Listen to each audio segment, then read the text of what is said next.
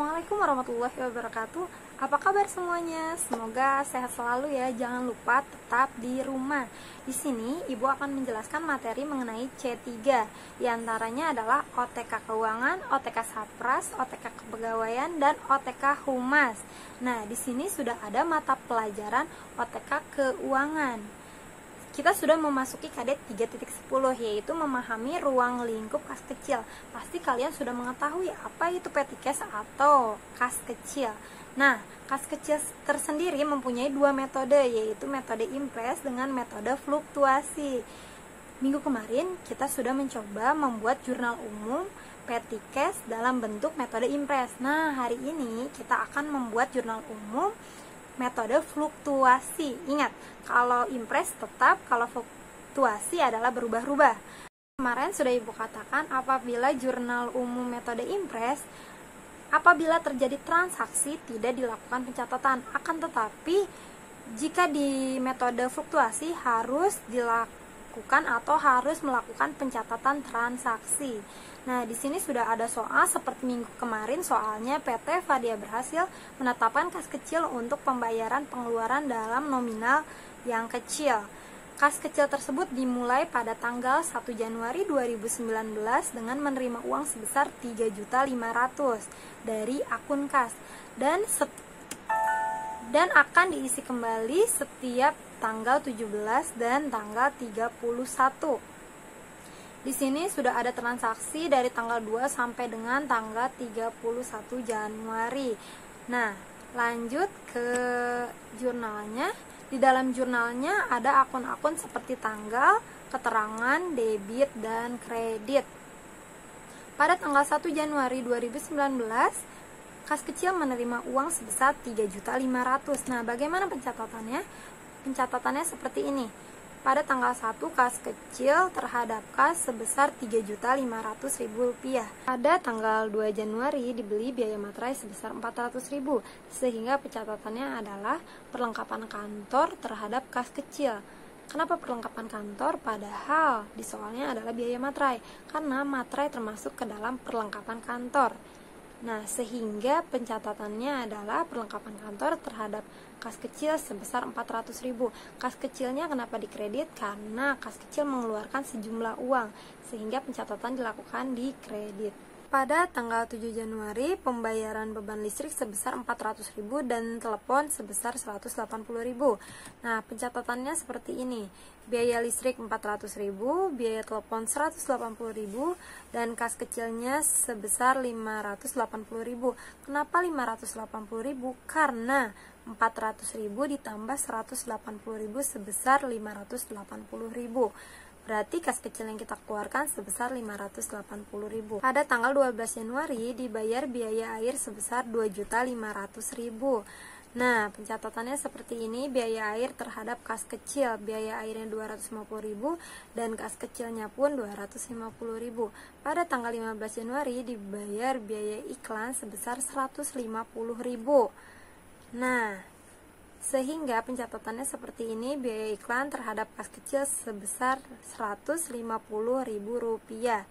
Tanggal 16, kas kecil merasa terlalu besar sehingga mengembalikan uang senilai Rp600.000 kepada bendahara. Bagaimana pencatatannya? Pencatatannya seperti ini. Kas terhadap kas kecil. Kenapa kas kecil ada di kredit? Karena uang yang tadinya ada di kas kecil berkurang sehingga terjadi pencatatan di kredit. Pada tanggal 17, kas kecil diisi kembali. Nah, tapi di sini tidak disebutkan berapa nominalnya. Maka pencatatannya seperti ini. Kas kecil terhadap kas sebesar Rp1.380.000. Dari mana Rp1.380.000? Nah, Rp1.380.000 didapatkan dari transaksi-transaksi sebelumnya. Dari transaksi tanggal 2, tanggal 7, tanggal 12, dan tanggal 15. Sehingga Rp400.000 ditambah Rp180.000 ditambah Rp250.000 dan ditambah Rp150.000, hasilnya adalah Rp1.380.000. Kas kecil terhadap kas. Kenapa kas kecilnya di debit? Karena kita pengisian kembali, berarti ada kas kecil yang ditambahkan. Pada tanggal 19 Januari dibayar biaya angkut pembelian sebesar Rp140.000, sehingga penjurnalannya seperti ini. Tanggal 19 biaya angkut terhadap kas kecil senilai 140.000. Pada tanggal 22 Januari dibayar biaya konsumsi sebesar 280.000. Nah, pencatatannya pun seperti ini. Biaya konsumsi terhadap kas kecil. Ingat, kas kecil selalu ada di kredit apabila ada transaksi karena mengeluarkan sejumlah uang. Pada tanggal 30 dibayar untuk biaya pengobatan staf yang sakit sebesar 500.000. Nah, pencatatannya seperti ini. Biaya rupa-rupa terhadap kas kecil sebesar 500.000. Nah, terakhir ada tanggal 31 Januari dana kas kecil diisi kembali. Nah, dana kas kecil diisi kembali akunnya sama seperti tanggal 17 kas kecil terhadap kas sebesar 920.000. Karena kas kecil kita bertambah.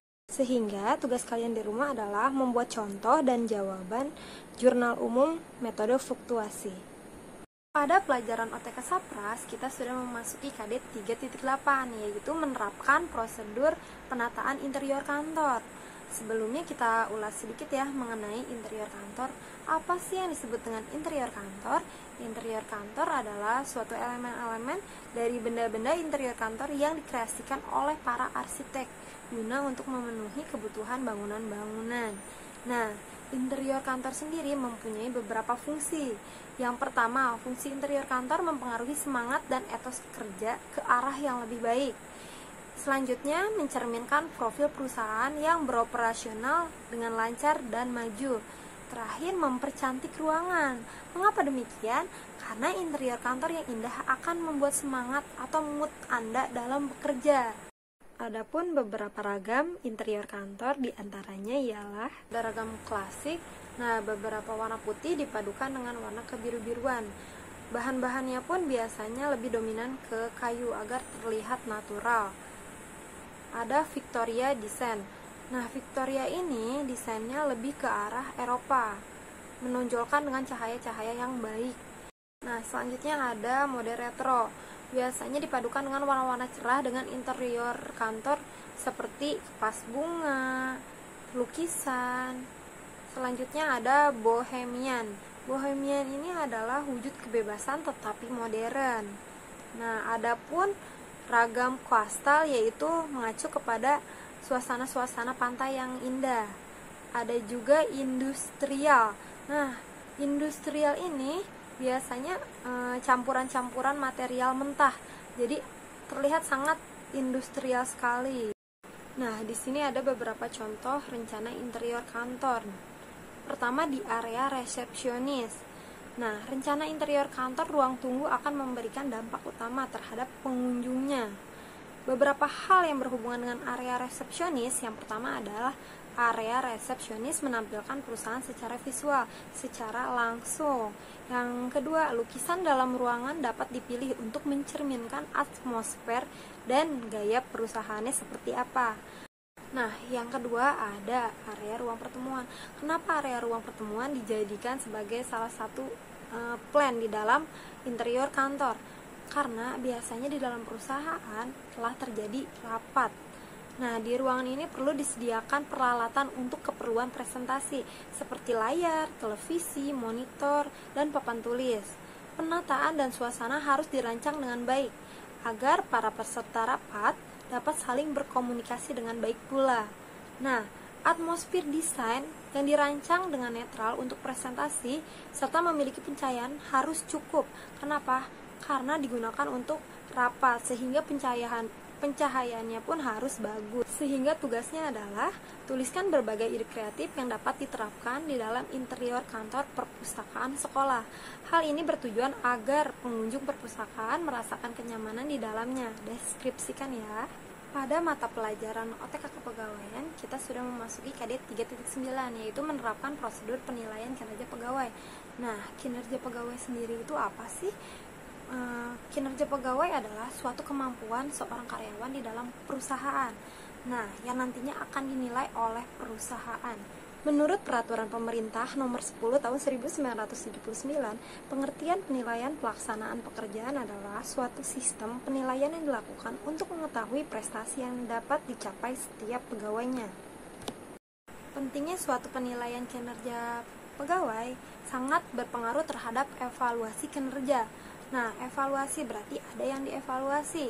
Evaluasi kinerja pada dasarnya merupakan proses yang digunakan untuk mengevaluasi job atau pekerjaan atau kinerja pegawai dalam melaksanakan tugasnya.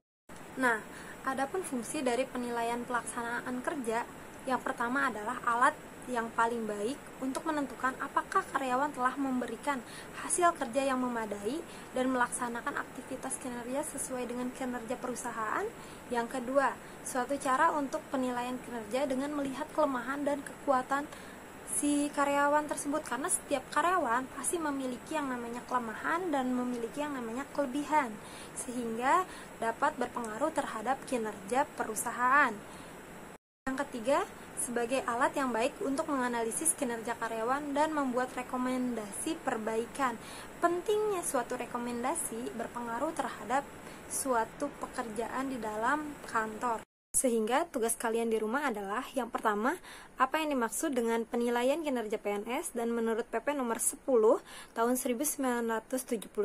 Yang kedua, apa tujuan penilaian kinerja yang dilakukan?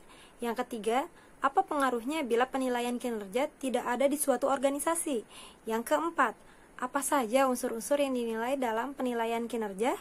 Yang terakhir, menurut pendapat kalian, apakah perlu adanya penilaian kinerja pegawai? Pada mata pelajaran OTK Humas, kita sudah memasuki KD 3.10, yaitu menerapkan prosedur perencanaan program kehumasan. Nah, definisi perencanaan program kehumasan adalah suatu bentuk kegiatan yang terintegrasi pada suatu proses awal dalam pembentukan suatu image positif bagi suatu perusahaan. Jadi pentingnya suatu program kehumasan sangat penting di dalam suatu organisasi. Nah, selanjutnya ada urgensi perencanaan program kehumasan. Ada beberapa urgensi. Yang pertama, untuk menetapkan target-target operasi public relation yang nantinya akan menjadi tolak ukur atas segenap hasil yang diperoleh. Selanjutnya, untuk memperhitungkan jumlah jam kerja dan berbagai biaya yang diperlukan. Selanjutnya, untuk menyusun skala prioritas. Yang terakhir, untuk menentukan kemungkinan pencapaian tujuan-tujuan tertentu sesuai dengan ketersediaannya staf pendukung atau personil yang mencukupi dukungan berbagai peralatan fisik. Maka, tugas kalian adalah carilah contoh perencanaan program kehumasan dalam sebuah organisasi atau perusahaan, bisa dalam berbentuk studi kasus. Selamat mengerjakan. Sekian pemaparan dari Ibu. Mohon maaf apabila ada kesalahan. Assalamualaikum warahmatullahi wabarakatuh. Stay at home.